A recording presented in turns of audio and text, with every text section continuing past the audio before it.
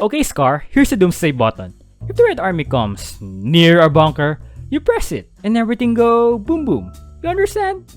Yes, yes. Oh, and remember, press the button when they're at the dead zone. Sure, I totally remember. Oh, look, here they come. Wait, what did you say again? Press the button when they are near the bunker or when they're at the dead zone. You know what? Just said press the button, so both works. Gotta go. Bye! Ah, I'm back. What did I miss? Wait, what?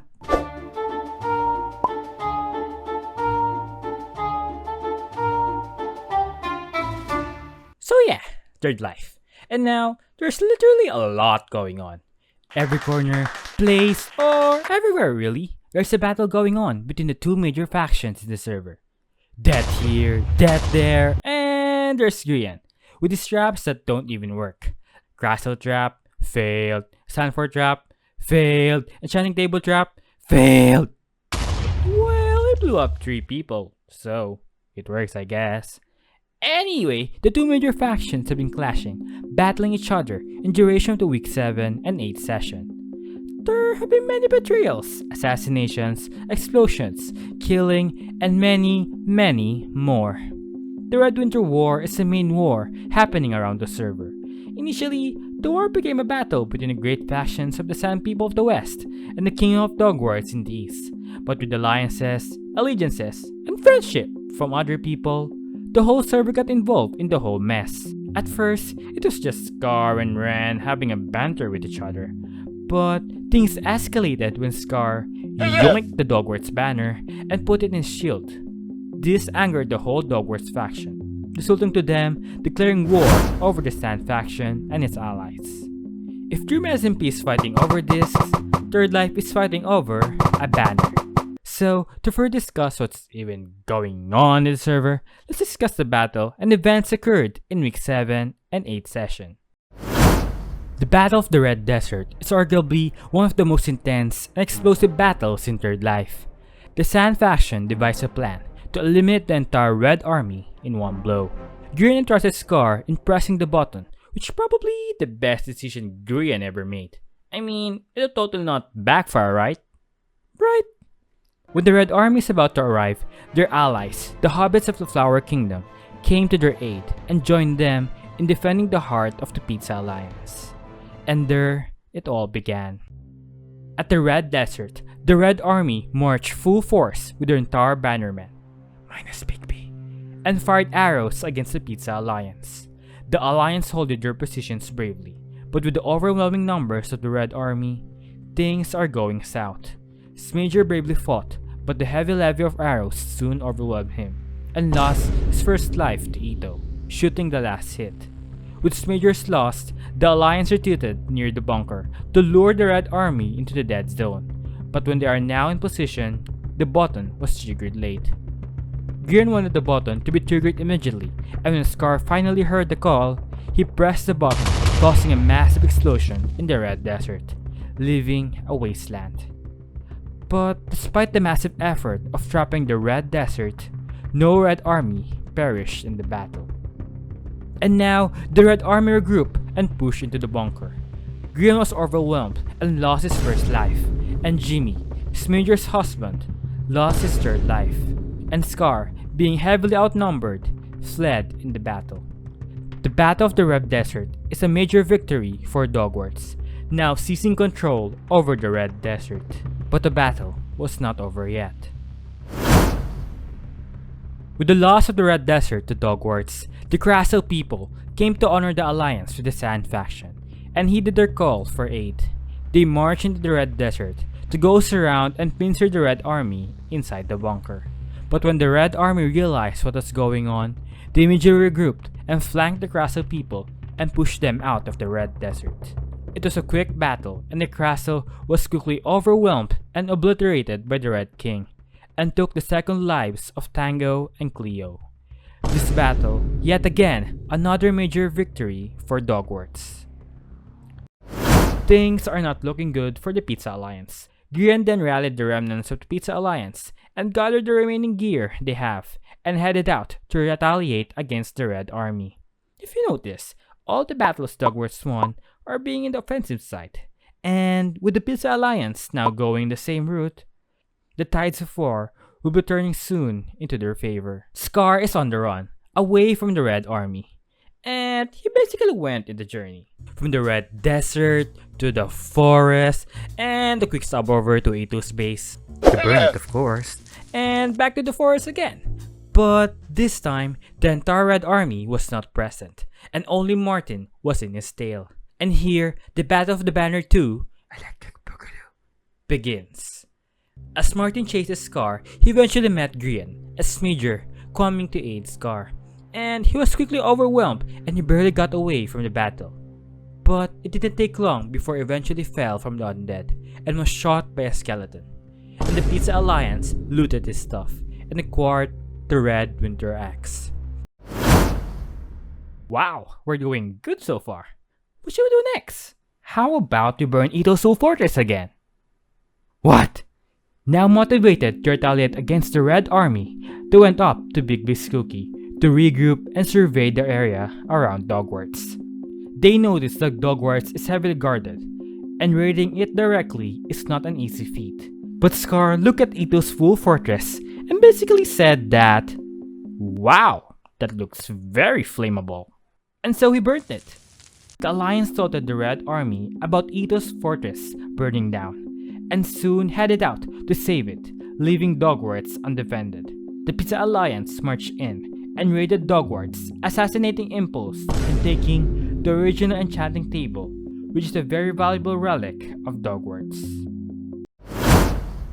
Yeah, you're probably wondering how this tiny little cute Crastle, as what everyone says, is arguably the most well-defended base in Third Life. I mean, it had literally survived 3 sieges in its lifetime. Should we attack the Crastle? I mean, what could possibly go wrong? Well, hello there. You have the axe and also your enchanting table. We're totally not trying to lure you or something. Wink wink. Okay, bye. Bruh. So when Dogwarts learned about their enchanting table and the Red Winter Axe was stolen by the Pizza Alliance, they immediately marched into the Crastle to retrieve them. But at the front gates of the Crastle, there was miscommunication among the Red Army, and Skillsman barged into the Crastle, unaware of the TNT trap at the front gates. But luckily, the trap didn't work again, and when Skizzle was inside, he immediately started attacking Grian, who was supported by his fellow allies, and Skizzle, being overwhelmed, eventually fell, losing his final life.